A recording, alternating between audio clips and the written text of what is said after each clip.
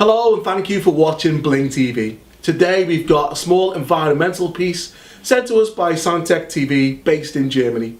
Before we show you this small bit of video, I'd like to give you a behind the scenes look at the way we do at Bling TV, where we've got an interview with one of Santec TV's organisers, Gabby. Enjoy. Hello Gabby, how are you? Hi Mel, we are fine. Excellent, excellent. Thank you for contacting Bling TV. Can you tell me about Santec TV and radio? Yes, I think what Santec is doing, for example, are the documentaries on animals and nature, these reports on the land of peace of the Gabriele Foundation. So this is one concern, to give out documentaries that give people a new vision, like what can be done so that peace is growing between man and nature. We are living in a time where nature is destroyed worldwide, and the Gabriele Foundation is building up a new kind of living together in peace and harmony with animals and nature. Okay. Like what should be the basis for mankind at all, but it's not the reality right now. Okay. Most of the world's population, like the people who live here in Liverpool, live in big cities. If you live in a city, is it still important to look after the nature if you don't live there? If you don't live in the countryside? I think so, because living in a big city, I think everybody is happy if he has at least a few trees or a piece of grass around his house, or being able to go to countryside, to go into a park, or to go over the weekend into nature.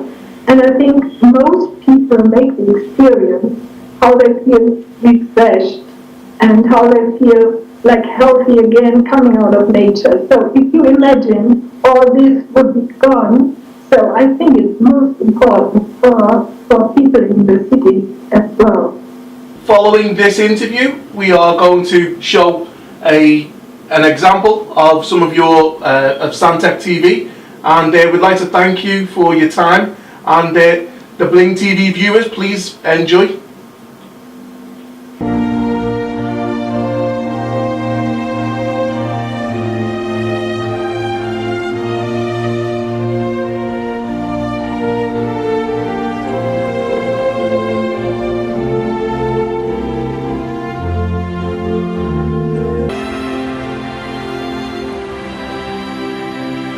At the beginning of spring, nature awakens from its winter sleep.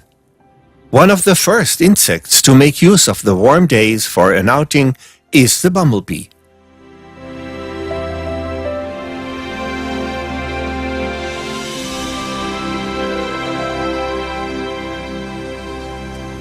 A bumblebee flies to up to 4,000 blossoms per day while seeking food.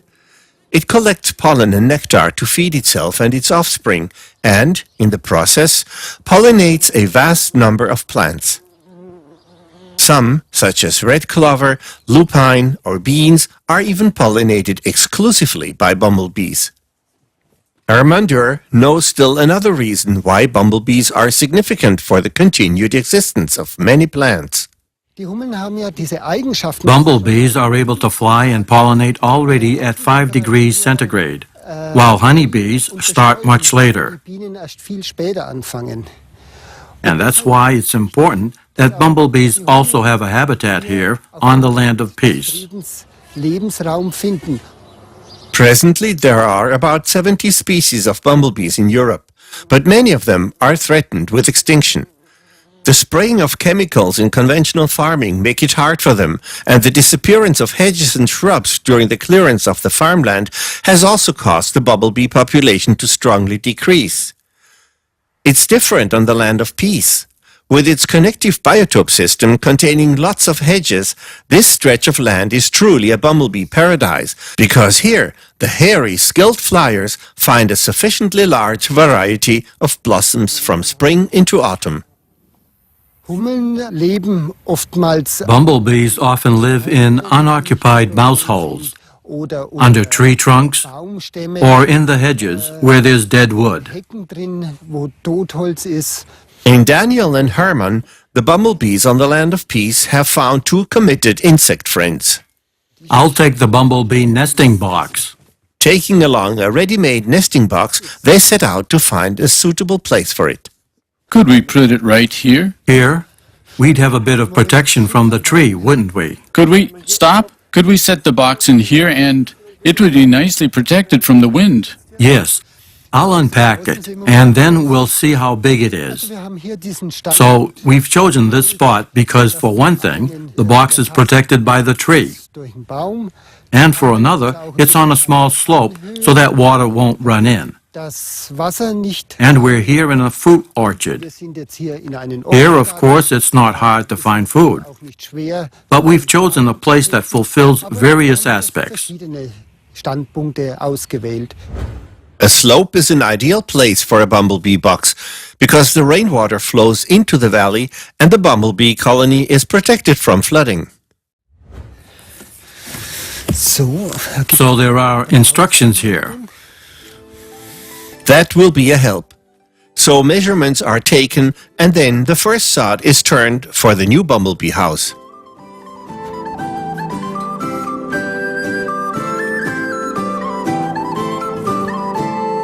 Let's hold it in there to see if we're deep enough. Okay, we have to dig deeper, Daniel. We have to put in a few centimeters of crushed stone, because when water runs in here, it serves to keep it dry on the top, and then water can seep down underneath. Otherwise, it would flood here.